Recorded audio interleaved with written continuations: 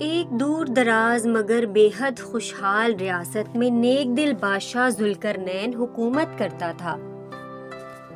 ایسا بادشاہ جس کی پہچان اس کا تاج نہیں بلکہ اس کا انصاف تھا۔ وہ ہر صبح رعایا کے حال پوچھے بغیر ناشتہ نہیں کرتا اور ہر فیصلہ کرتے وقت اللہ کا نام لیتا تھا۔ اس کی زوجہ رانی گل بانو حسن و کردار میں اپنی مثال آپ تھی۔ وہ محل کے بلند کمروں میں رہتی ضرور تھی مگر اس کا دل ہمیشہ غریبوں کے جھونپڑوں میں بسا رہتا۔ دونوں میاں بیوی ایک دوسرے سے بے حد محبت کرتے تھے۔ ان کی زندگی میں دولت، عزت اور سکون کی کوئی کمی نہ تھی مگر ایک خواہش تھی جو برسوں سے ان کے دلوں میں خاموشی سے سسک رہی تھی۔ وہ خواہش اولاد کی تھی۔ رانی گل بانو اکثر راتوں کو جاگ جاتی، محل کی کھڑکی سے آسمان کی طرف دیکھتی، آنسو اس کی آنکھوں سے بہتے اور وہ دھیرے دھیرے دعا کرتی کہ یا اللہ، اگر تو نے مجھے ماں بننے کے قابل نہیں سمجھا تو کم از کم میرے دل کو صبر عطا کر دے۔ کئی بار وہ بادشاہ سے کہہ چکی تھی کہ وہ دوسری شادی کر لے تاکہ سلطنت کا وارث ہو، مگر بادشاہ ہر بار نرمی سے اس کا ہاتھ تھام کر کہتا، گل بانو، تم ہی میرے لیے کافی ہو، تقدیر اگر چاہے گی تو دروازہ خود کھول دے گی۔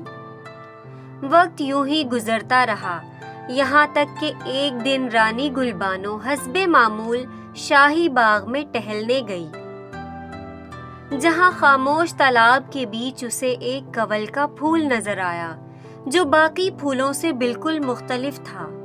وہ نہ صرف بے حد خوبصورت تھا بلکہ اس کے اندر سے ہلکی ہلکی روشنی پھوٹ رہی تھی۔ رانی کو یوں محسوس ہوا جیسے اس پھول نے اسے آواز دی ہو۔ اس نے عقیدت سے اسے اٹھایا اور دل میں عجیب سا سکون لیے محل واپس آ گئی۔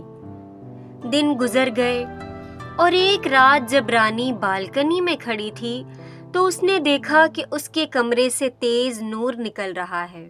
گھبرا کر اندر گئی تو دیکھا کہ کنول کا پھول وہاں نہیں تھا بلکہ اس کی جگہ ایک ننھی بچی موجود تھی، اتنی حسین کہ جیسے چاند زمین پر اتر آیا ہو۔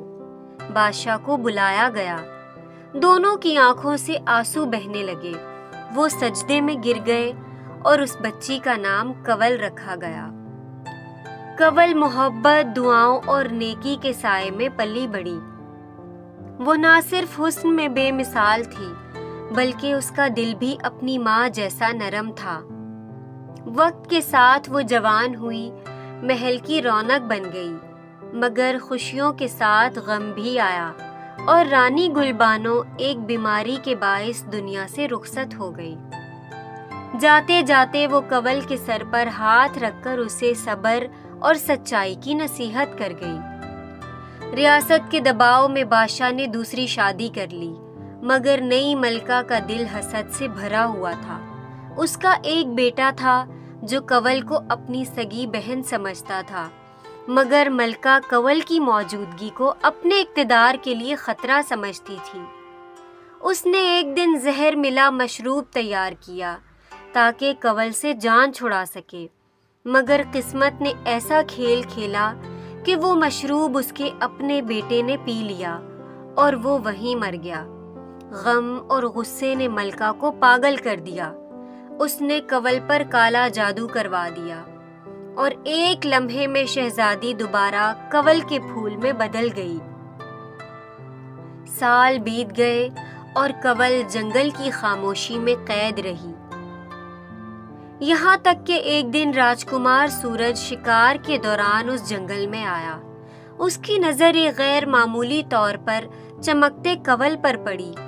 جیسے ہی اس نے اسے چھوا، جادو ٹوٹ گیا اور کنول انسان بن گئی۔ راجکمار اسے اپنی سلطنت لے گیا، اس سے شادی کی اور اسے عزت و محبت دی۔